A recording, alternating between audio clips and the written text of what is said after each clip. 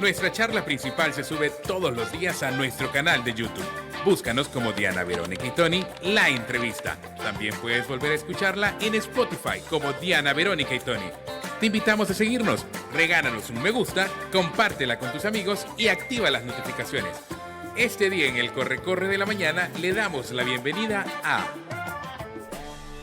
Bueno, ya está con nosotros Celia Medrano, ella es periodista, ella es especialista en temas de derechos humanos, está con nosotros y le damos la bienvenida y estamos muy contentos de que esté con nosotros. Bienvenida. Días, ya teníamos Tony, días de no conversar, días, ¿verdad, Diana? Celia? Teníamos días de no conversar. Un gusto estar esta mañana con la audiencia y con ustedes. Muchas gracias, Celia. Bueno, y hay que decir que además Celia es una analista, ¿verdad? Es una salvadoreña que analiza lo que está sucediendo en el país, la realidad nacional. Sí, y hoy, bueno, ayer abordamos el tema, hoy le damos continuidad desde otro punto de vista.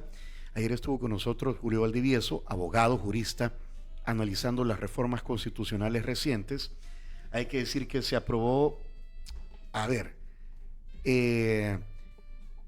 y creo que es incorrecto decir la reelección presidencial. Eso nos lo decía Julio. Ajá, decía él. Que no, la palabra correcta no es reelección. Porque reelección presidencial podría aseverar que la población va a votar nuevamente por Nayib Bukele, lo que le permite volver a candidatearse. Exacto. Jurídicamente. O que reelección lo entendamos como que va a continuar en el poder. Como que ya ha dado por hecho. Y nos decía él, no es que va a continuar en el poder, se va a someter a una nueva elección y si la población lo vota, pues puede continuar. Eso es lo que nos decía él que deberíamos de entender. Son como matices, ¿verdad? Ajá. Luego que se amplió de quinquenio a sexenio el periodo presidencial. La eliminación de la segunda vuelta puede ganar con 10%, 20%, 50 más. Por un voto más. Ajá, por un voto más. Y lo otro que nos sacaron del Parlacen, ¿verdad? Es una cosa que no sirve para nada. Que eso lo estaban diciendo por años, ¿verdad? Lo veníamos escuchando por años. Y lo otro, hacer unir una sola elección. Hacer coincidir las elecciones. A ver, ¿cómo ve Celia Medrano todas estas decisiones que tomó la Asamblea Legislativa? Yo empezaría con plantear de que sí, Diana, puede plantearse que yo analizo la situación nacional, regional, centroamericana desde un enfoque de derechos humanos. Eso es importante plantearlo. No es un análisis político únicamente, sino que como especialista en derechos humanos, mi enfoque es desde derechos humanos el análisis de una realidad concreta y también desde una perspectiva histórica. Tratando de explicarme y tratando de explicar cómo llegamos a esto. Y lo primero que yo trataría de invitar a reflexionar a quienes nos escuchan es de que veamos si en El Salvador existe un Estado de Derecho democrático o no, porque sobre esa base podemos hablar de legalidad o no. Hay un Estado de Derecho, por supuesto se está haciendo la ley, se está generando toda una estructura que hace cumplir la ley, pero la ley a veces puede ser injusta. O sea, los diputados legislan. Es que los diputados deberían de legislar y la legislación se basa en el debate, en la discusión. Una asamblea legislativa, un parlamento, es una estructura donde hay una confluencia de diferentes ideologías, de diferentes posiciones que se deben poner de acuerdo en función de una visión de país. Por eso se llama parlamento. La pregunta es, ¿hay un parlamento? En esa estructura tenemos un Estado de Derecho, la ley se hace y la ley se cumple y hay una estructura que hace cumplir la ley de manera muchas veces contundente, bajo una práctica que venimos viendo desde el 2020 aproximadamente de manera más acelerada, que yo he llamado en muchas ocasiones la militarización de la política, es decir, imponer a partir de fuerza militar, y cuando hablo de fuerza militar también hablo de fuerza policial militarizada, una posición política, una decisión política, y eso lo vimos desde que hubo una invasión militar al Parlamento, cuando el Parlamento no correspondía en un espectro amplio de expresiones políticas partidarias al órgano ejecutivo.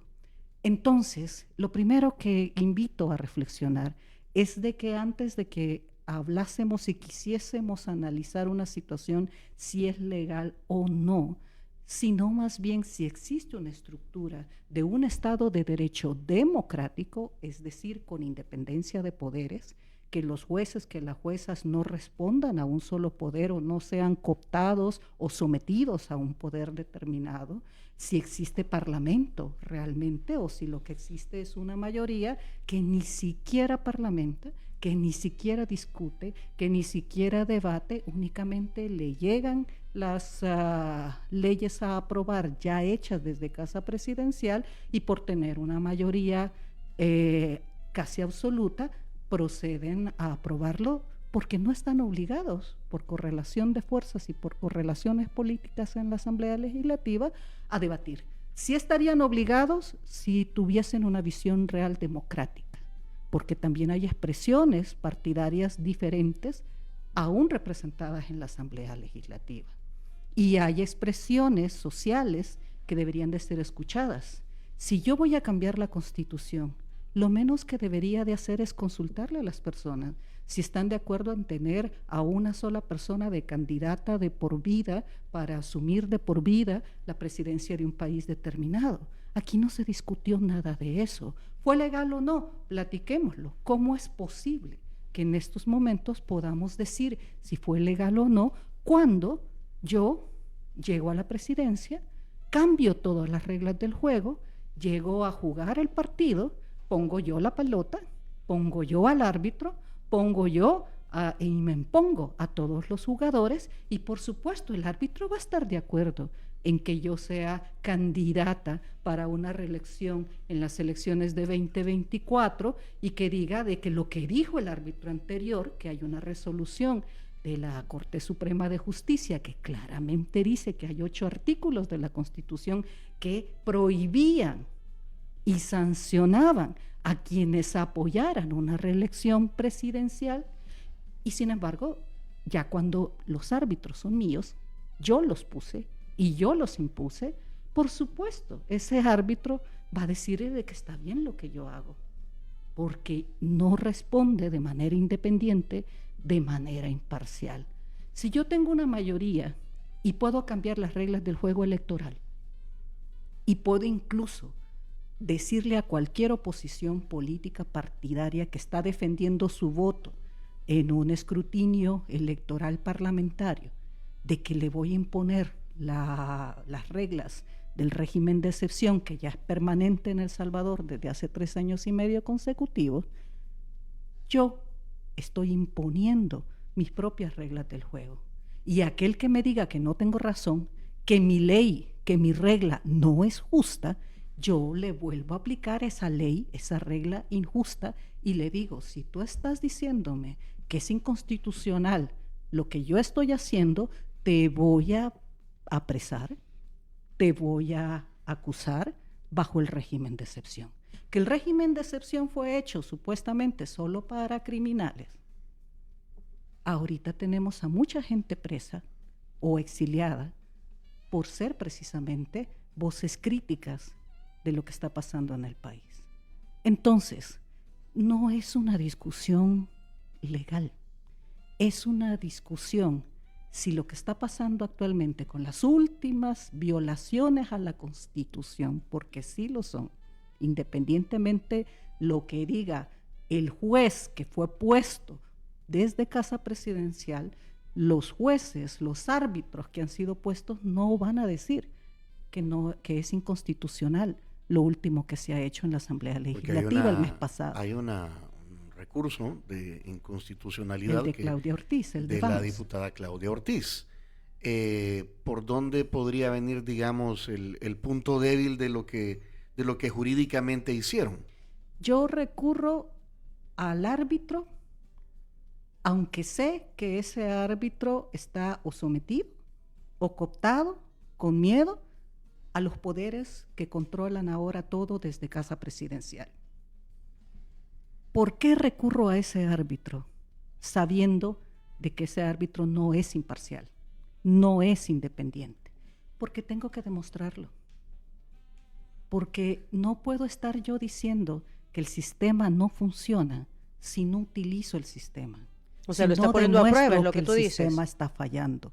Que yo espere, no puedo hablar por Claudia Ortiz, pero que yo espere que la Corte Suprema de Justicia, que la Sala de lo Constitucional, que ha sido puesta y reelecta por una mayoría legislativa que responde a Casa Presidencial, donde no hay debate, donde no hay parlamento y que tampoco hay una Corte Suprema de Justicia independiente e imparcial como debería de serlo cualquier Estado democrático, cualquier Estado de derecho democrático, yo dejo en evidencia una vez más que el árbitro podrá ser legal, pero no es justo, no es imparcial, no es independiente. Yo les pongo otro ejemplo que desde las organizaciones de derechos humanos lo estamos haciendo cada día.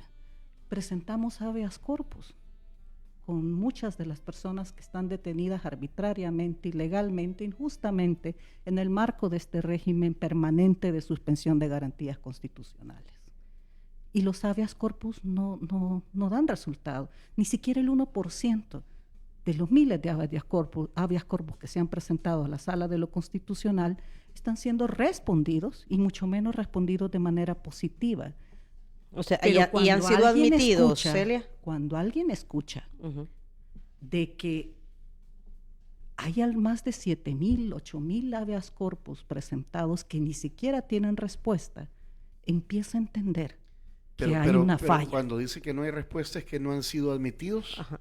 Esa es otra cosa Porque que un habeas llama la corpus, atención. me lo recuerda usted, por favor, debe ser resuelto en menos de 24 horas. Cualquier petición, cualquier ciudadano, Sí, cualquier admitida. ciudadana tiene derecho a presentar una solicitud a cualquier instancia pública. Ninguna instancia pública tendría que rechazarla. La reciben y posteriormente pueden plantear: aquí hay un error de forma, por ejemplo, o de procedimiento, y previenen.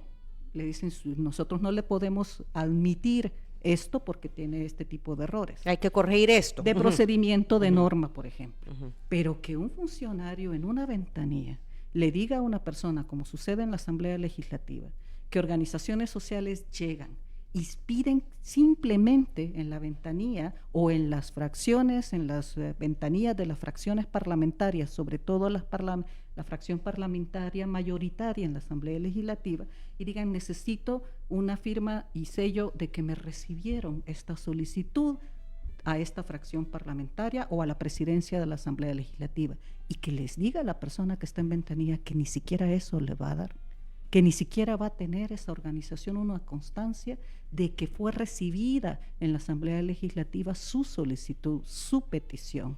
Si hubiera un sistema independiente, justo, que respondiera a los derechos humanos de todas, de todos, ya hubiera una Corte Suprema de Justicia, una Sala de lo Constitucional, una instancia como la Procuraduría de Derechos Humanos que le dijera a la Asamblea Legislativa, al presidente de esa fracción parlamentaria o al presidente o vicepresidente de la Asamblea Legislativa: lo que usted está haciendo es ilegal.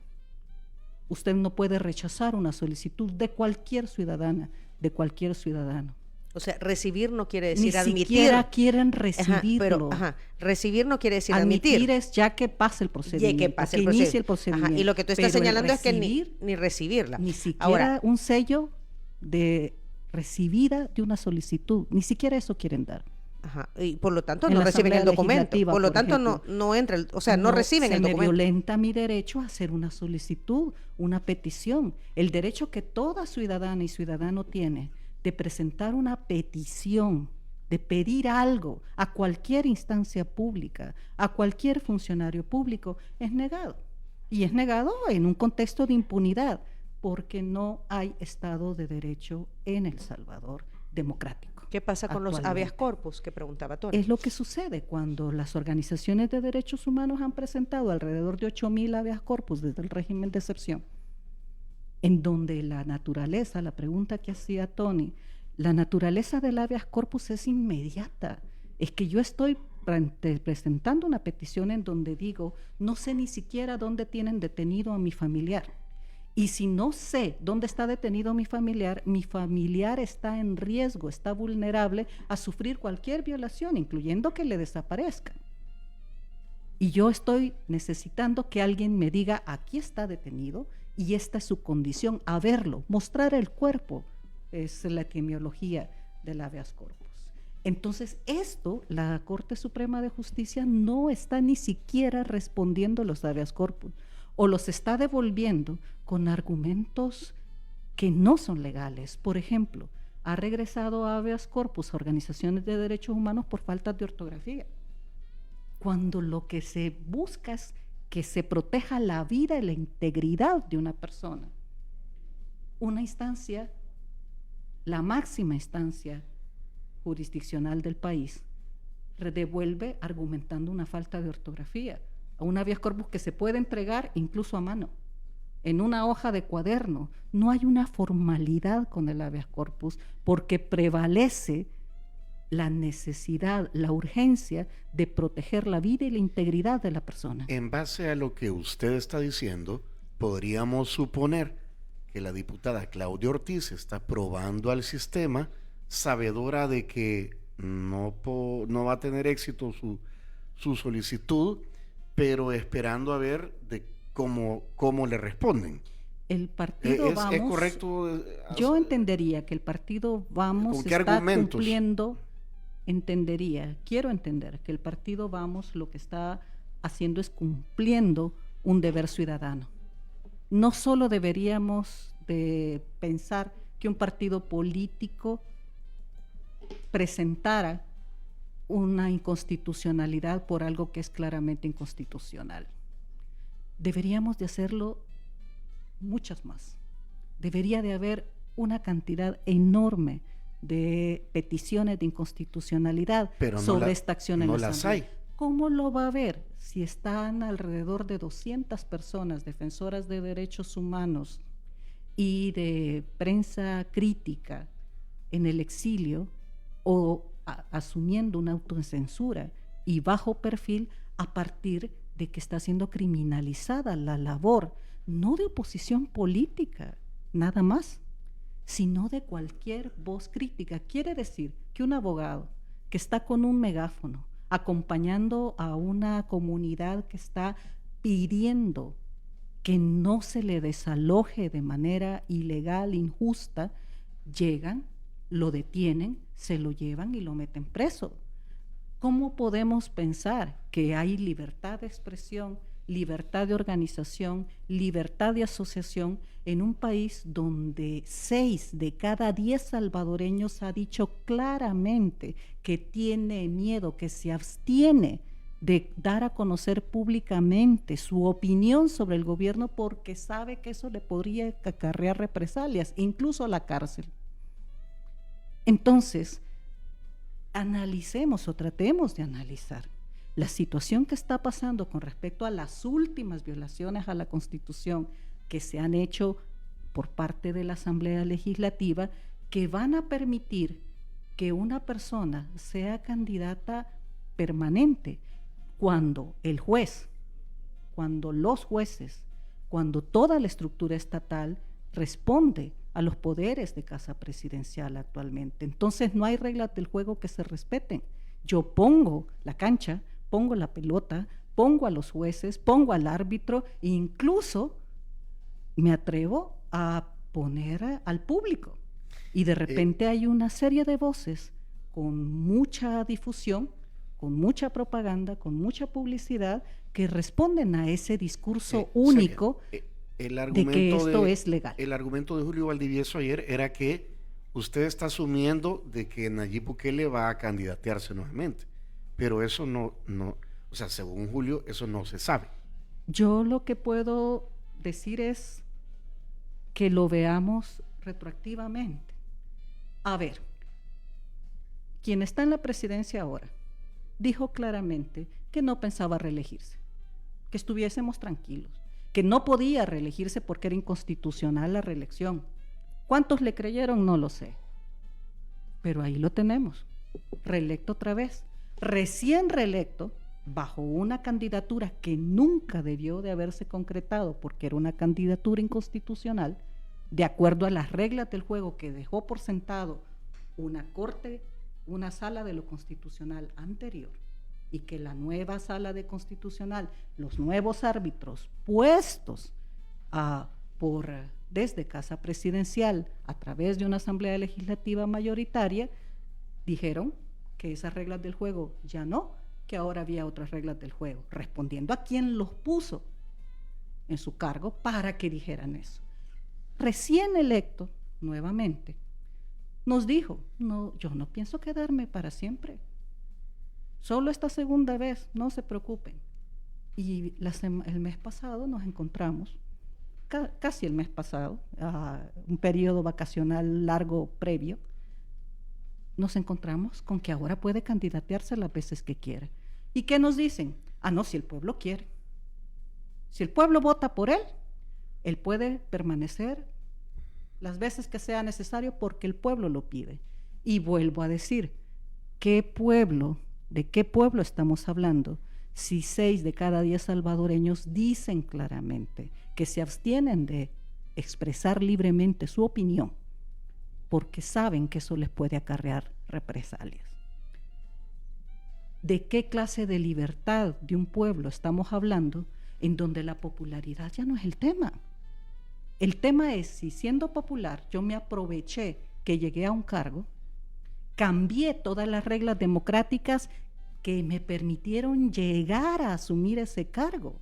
Si no se hubieran respetado esas reglas democráticas, si no hubiesen existido esas reglas democráticas, probablemente quien asume la presidencia actualmente no estuviera en el poder. Si esas reglas no hubieran existido y si esas reglas no hubiesen sido respetadas por los espectros que jugaban esas reglas del juego. Ahora, el momento de una votación, ahí cada quien decide como quiera y no se expone a nada porque el voto es secreto. ¿Qué es lo que sucede? Y me voy a las elecciones del 2024. En las elecciones del 2024, ¿cuántos vimos? A quienes estaban protegiendo el voto, que no fuese un voto oficial, ¿cuántos fuimos testigos de ver a hordas de personas del partido oficial rodeándolos, acosándolos? ¿A quiénes? A varias personas que estaban, por ejemplo, señalando irregularidades en el escrutinio en el Gimnasio Nacional de las elecciones parlamentarias. Incluso muchos de ellos fueron amenazados con que se les iba a aplicar el régimen. Sí, cuando de se fueron excepción. al escrutinio final, estás mencionándose. Estoy hablando del proceso en el Gimnasio Nacional. ¿Qué fue Y el escrutinio ahí final? hay prueba documentada, hay filmaciones, etcétera, de esto. Entonces, yo estoy defendiendo un voto que no es favorable al oficialismo y estoy bajo reglas del juego impuestas en donde puedo ir incluso presa por decir es irregular este procedimiento. ¿De cuál igualdad estaríamos hablando? ¿De cuál equidad en las reglas del juego estaríamos hablando? En El Salvador no hay una democracia, no hay un Estado de derecho democrático actualmente y tenemos que entender eso. Quedémonos ahí, Celia, porque tenemos que hacer pausa. Antes, ya probó el café que le damos a los invitados aquí. Es más, la terminó de despertar, nos dijo. Ajá. Sí, y le vamos a regalar, este es un obsequio que le envía Cherito Café a nuestros invitados. Aquí hay viene desde la finca Las Veraneras, es un zampacho Black Honey, recién embolsadito para nuestra invitada. Así es, aquí estamos orgullosos de tomar café local. Celia, ¿verdad? Cherito Café es el café oficial en Diana Verónica y Tony. También para nuestros invitados a la charla principal tenemos este obsequio. Igualmente los desayunos de San Martín. Ya vinieron, aquí están los desayunos de San Martín. Recuerde que están estas tazas ahora en San Martín. Con diseños de perritos y gatitos, para los amantes de las mascotas y del buen café, perfectas para regalar o complementar su colección personal. Las puede pedir a domicilio al 2215-1515, la compra en cualquier sucursal, ¿verdad? Y puede tener estas bonitas tazas. Estas bonitas tazas, como todo lo que tiene San Martín. Agradecemos a Línea Rosa. Línea Rosa, Celia, tú ya conoces, que es el servicio de transporte conducido por mujeres para transportar mujeres. Ahí nos sentimos confiadas, seguras, tranquilas, cómodas. 6200-4491 es el número de WhatsApp. Y también las puede contactar a través de Línea Rosa App. Gracias a Línea Rosa porque nos ha traído los desayunos desde una sucursal de San Martín hasta nuestra cabina. 8:37.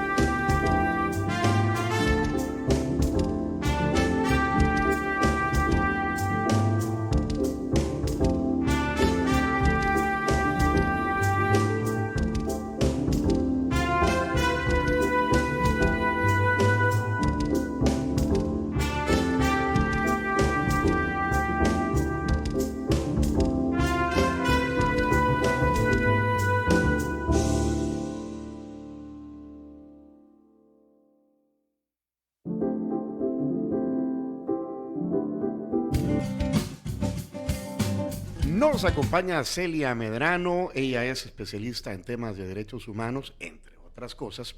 Y en ese tema queremos preguntarle, porque nos quedan 12 minutos de entrevista. Y aquí hay otras preguntas de nuestros amigos Sí. radioescuchas también. Lo que hoy es titular, vaya en el diario de hoy, dice: Estados Unidos omite críticas al país en informe de derechos humanos.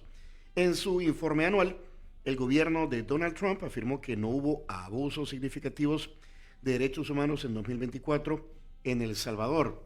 También es titular de Diario El Mundo. Diario El Mundo, Diario El Salvador.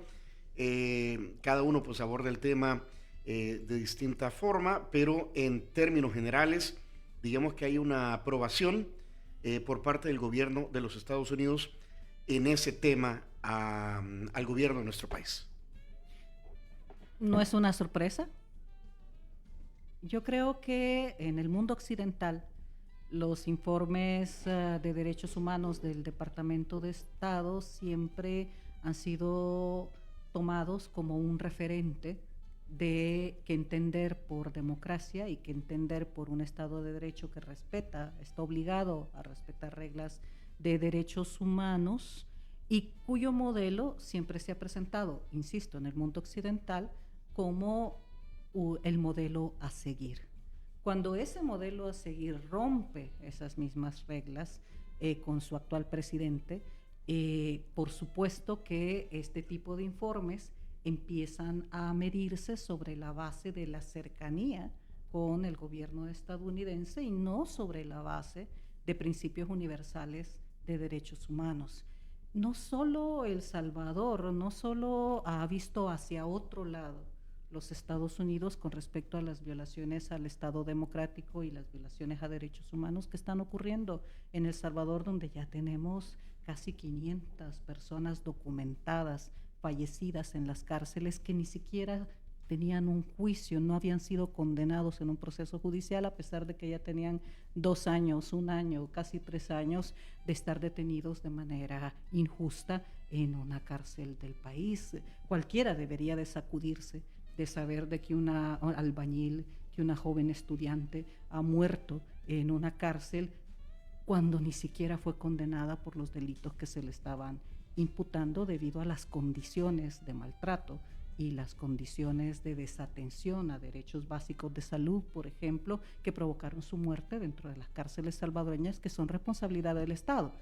Que una instancia de relaciones exteriores, el Departamento de Estado de los Estados Unidos, diga de que eso no le parece suficiente como para hacer un señalamiento a El Salvador sobre violaciones a derechos humanos, cuando el gobierno de Estados Unidos es responsable no solo de hacer la vista gorda con respecto a salvadoreños y salvadoreñas que han muerto injustamente por estados de un sistema carcelario que se ha convertido en el primer país en el mundo con registro de hacinamiento carcelario, no puede señalar a El Salvador porque es responsable de incluso graves violaciones a derechos humanos, no solo de salvadoreños, sino de venezolanos, por ejemplo.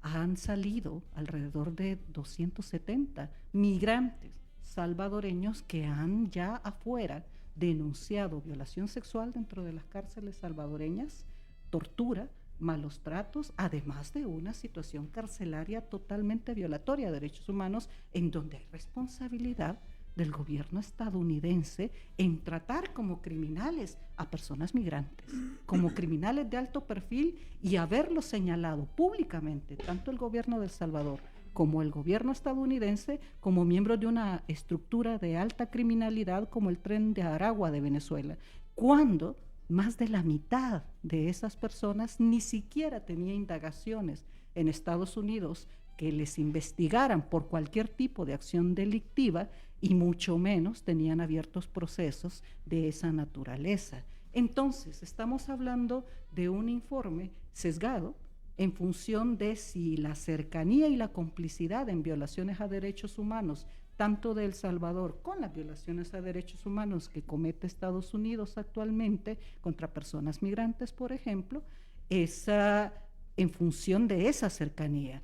No han dicho mayor cosa en relación a los crímenes de lesa humanidad y crímenes de guerra que se han cometido en Gaza conducidos desde Netanyahu. Y también han dicho lo mismo, sí han asesinado a un par de personas, sí han ocurrido algunos hechos arbitrarios, pero no vemos que eso sea de fondo y además están investigando a quienes han cometido eso. Han disparado en la cabeza a niños en Gaza. Hechos documentados por Naciones Unidas y por prensa crítica, por prensa independiente. Y señalados también por relatores y relatoras de Naciones Unidas con respecto a un hecho del cual todos deberíamos de condenar por principios meramente humanos. Y el Departamento de Estado dice, no vemos que los israelitas estén cometiendo hechos graves en Gaza. Por supuesto, dirán también que en El Salvador no les parece que los informes de violaciones a derechos humanos sean documentación suficiente como para hacer un señalamiento fuerte a un país aliado. Planteado tu punto, yo no quisiera dejar de lado lo que opinan nuestros amigos radioescuchas también, haciendo ahí un resumen ejecutivo, Celia, entre nuestra transmisión de Facebook Live y también aquí a través del WhatsApp.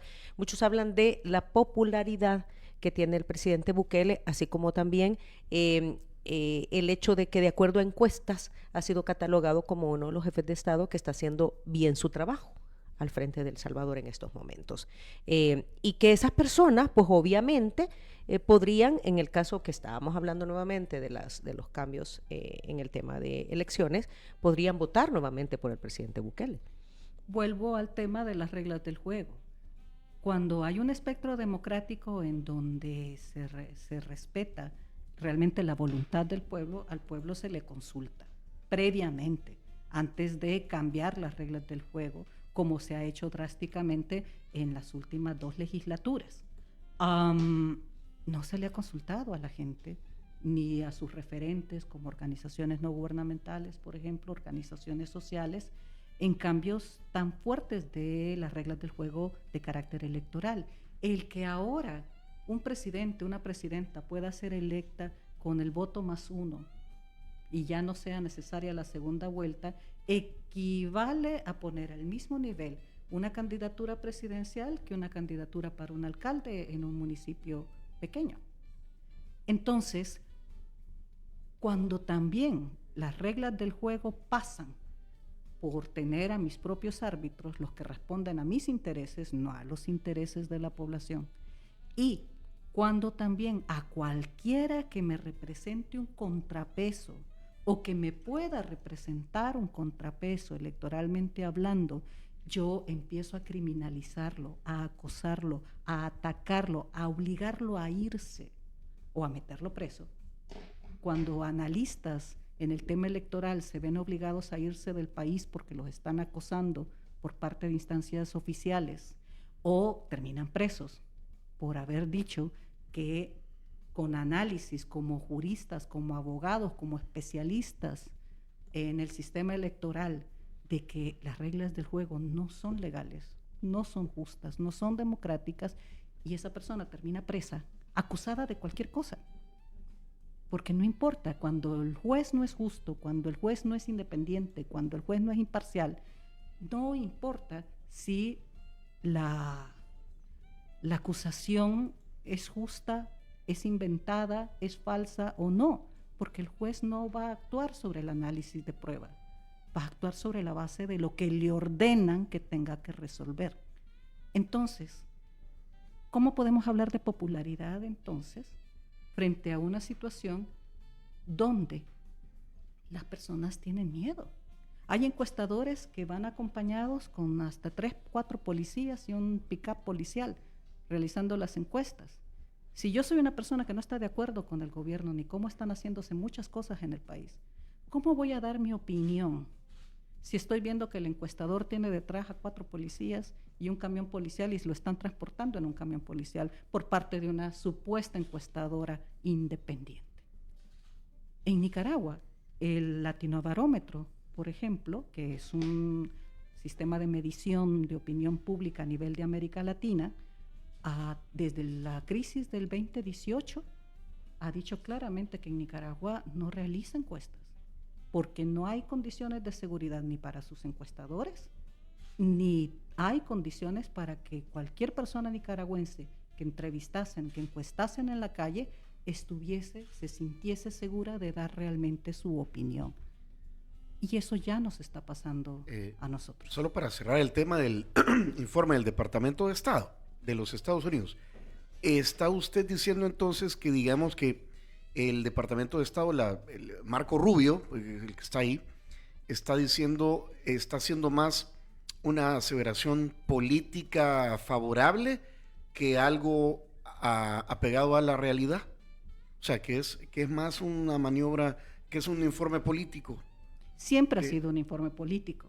Vuelvo a decir, en el mundo occidental, los informes de derechos humanos del Departamento de Estado han partido de la base de que Estados Unidos es el modelo a seguir en materia de democracia y en materia de una institucionalidad democrática que respeta derechos humanos. Sigue siendo Estados Unidos un modelo es lo que está en cuestionamiento a nivel universal. Ahorita que hay a nivel mundial una situación cambiante, donde estamos en un mundo multipolar, donde hay potencias que están enfrentándose en una nueva realidad de correlación geopolítica, Estados Unidos pretende continuar imponiéndose al mundo sobre base de impuestos arancelarios, por ejemplo, y se encuentra con contrapesos a nivel de China, se encuentra con contrapesos reales a nivel de Rusia, se encuentra con contrapesos reales como Brasil, o como Canadá, o como México.